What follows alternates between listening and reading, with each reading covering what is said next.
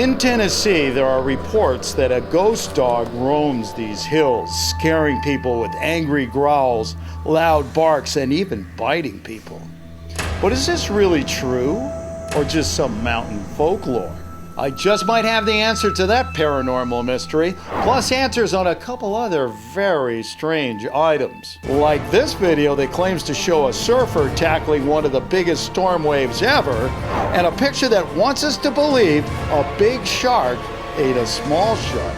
I've got all that, plus some new fan art, and my favorite fake of the week. So lock the doors, kick off your shoes, lean back, and hang around. Hey guys, Bill here. I don't know if I've ever told you this, but part of my wife's family lives in eastern Tennessee near the Smoky Mountains. Now the area is really beautiful and I always love visiting it, but sometimes it can also be a little spooky. These hills are filled with all sorts of strange stories, but one I heard recently is about a ghost dog said to haunt the hills around here. Yeah, people up in these hills like me hear every single night barking, deep, deep, deep bark. It's like trying to get out of something that's fighting. I know other people who have been just walking down the street in the middle of the night and a dog comes up right behind them, bites them right on the calf. And they see this big, big black dog right before they get bitten. And they turn around and he's just gone. That's why they call him the ghost dog. He's just gone. I don't know. That kind of sounds like a creepy pasta for mountain folk if you ask me. But on the other hand, what if it was true and we went home without checking it out?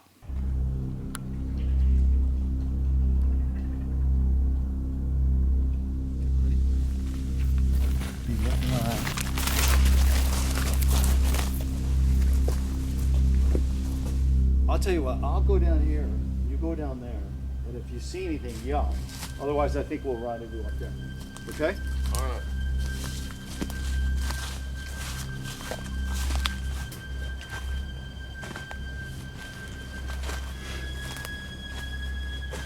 Wow, I don't know what was going on up here. This is really weird. These rocks have got these big cuts in them. Look at this. That is weird. Oh, wow. You know what this is? This is marble. That's what this is. Look, it's rough marble. This must have been a quarry of some kind. They pull marble out of here.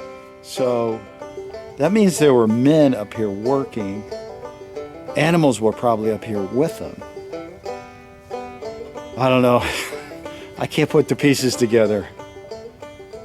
Maybe we should just go back. Bill, I found something over here. What? I found something over here. Well, he found something. Bill, you're gonna want to check this out. What is that? Oh! What is that? Is that a doghouse? Look at this. There's two more of them right here. Two more? Yeah, two more. Oh, wow, these are really, what is this? What do you think this is? What? I think it's an old dogfighting pit. Dogfighting pit? What are you talking look about? at this pit. I think in dog houses, so I'm pretty sure it's used for dogfighting.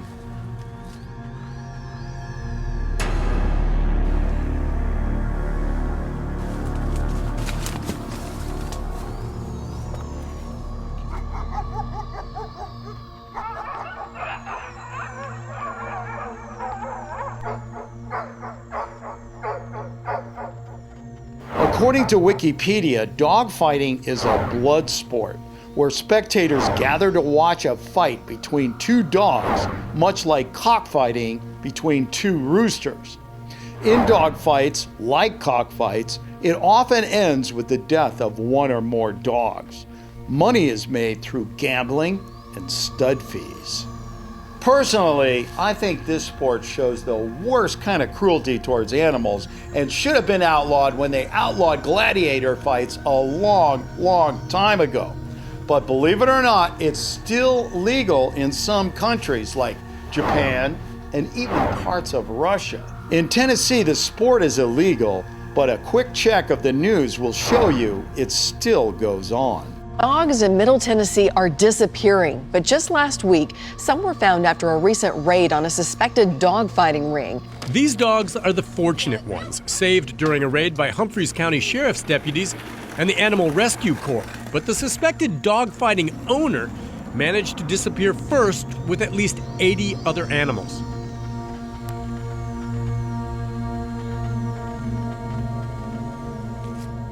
Hey, I'm not a very suspicious guy, but do you think all this might have something to do with Ghost Dog? Could be. He could have died a painful death, and now he just wants his revenge on people.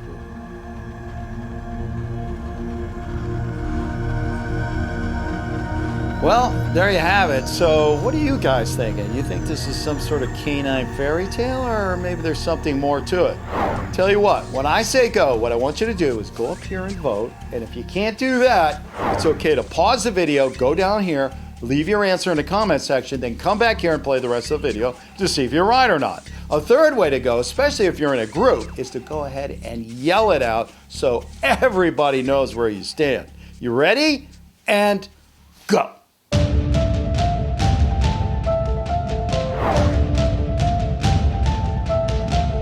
Hey, while we're waiting for everybody to vote, I just want to update you on a little quiz we had in my last video.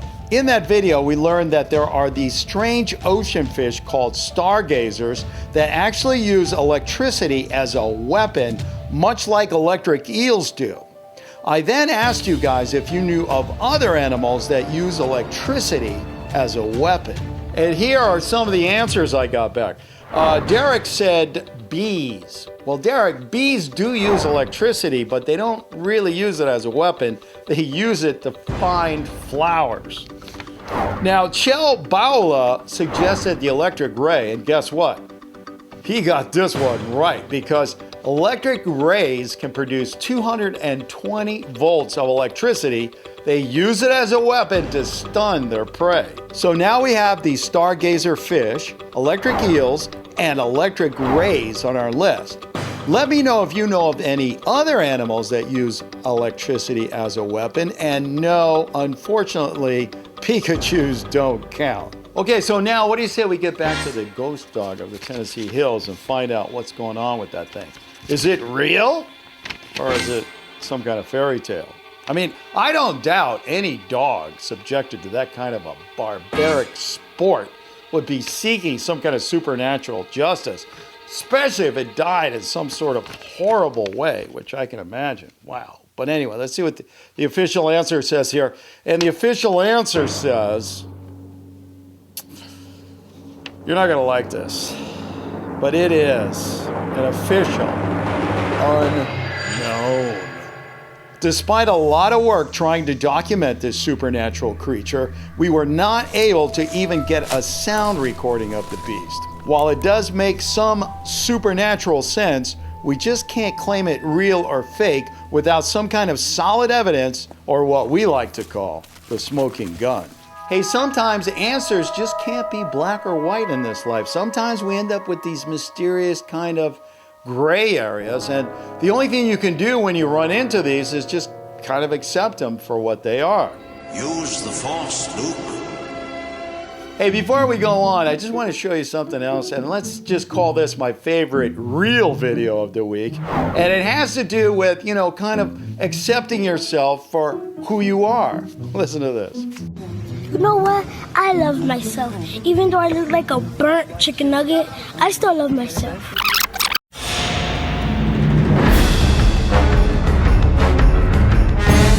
Anybody who follows surfing knows there are a lot of surfers out there who like to risk their lives riding the biggest waves in the world.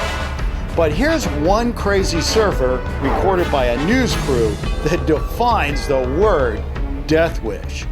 Wait a minute! There's a person surfing a huge wave out there!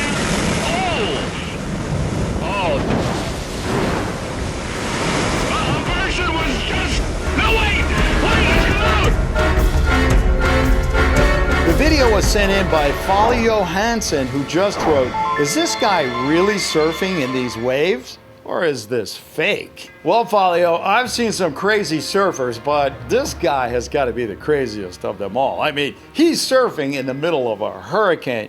Most people have already evacuated the town, but he stayed behind and decided to go surfing. But on the other hand, the few surfers I do know, they live for this kind of stuff. So, tell you what, go ahead and leave me your vote up here, your comments down here, or just yell it out if you're in a crowd. I'll get this out, and we'll find out what is going on with that guy pronto. See if he's really surfing down that big wave, which he isn't. It's fake. Thanks to Facebook super sleuth Nicholas Dean, we now know this is an advertisement for Powerade, which is a sports drink. According to Dean, this fabrication was made from 3 different videos. One was stock footage from Hurricane Bonnie. 2 was footage of Daryl Flea Vertzko competing in a California surf contest. And 3 is footage of another surfer at the same contest. In the longer version of the video shown on TV in the year 2000, we see the logo for Powerade at the end. And so, well, there you have it. Sharks are known to eat all sorts of stuff, and in fact, some people like to call them trash cans of the sea. Everything from license plates to tires and even a video camera have been found in the stomachs of these marine marauders. But here's a question for you. Do sharks eat sharks? According to this picture, they do. The photo was sent in by Logan Nipper, who asked, "Is this real or fake?" Logan, the ocean is a very beautiful place, but it's also a very tough neighborhood in the game of survival. Now, I know fish eat fish, but I'm not sure which species eats its own, especially when it comes to sharks. So, tell you what, why don't you just go ahead and vote up here, comment down here, or yell. I get out answer, and we find out what we got here. Do sharks eat sharks? And in particular, is this picture we're looking at, is that real?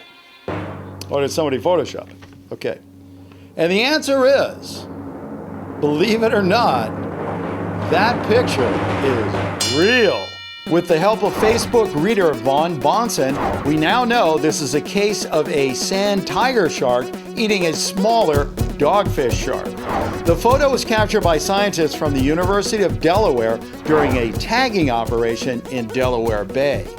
The sand tiger, which can grow up to 10 feet or 3 meters, swallowed the 3-foot or 1-meter dogfish shark whole. After tagging the bigger shark, the scientists released it back to the bay without removing the smaller shark. I don't know if that counts as a free lunch, but there you go. Okay, well, that's all the time I have for this video, but hey, if you're thinking about clicking away, I wouldn't do that because you know what? I still gotta show you my favorite fake of the week. That's coming up in just a few seconds, but before we get to that, I just want to send a big shout out to Luis Mata for this week's fan art. Luis, this is a classic. Not only did you make this one Bill versus Project Zorgo in a bright, colorful way, but you even spelled Project Zorgo with my nickname for them, Project Smorgo.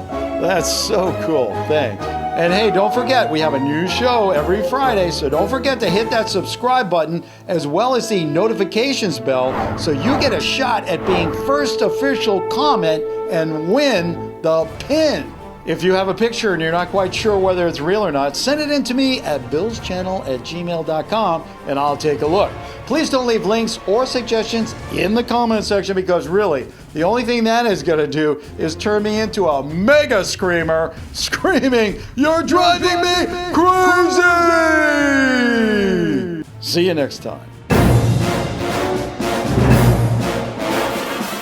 And now for my favorite fake of the week.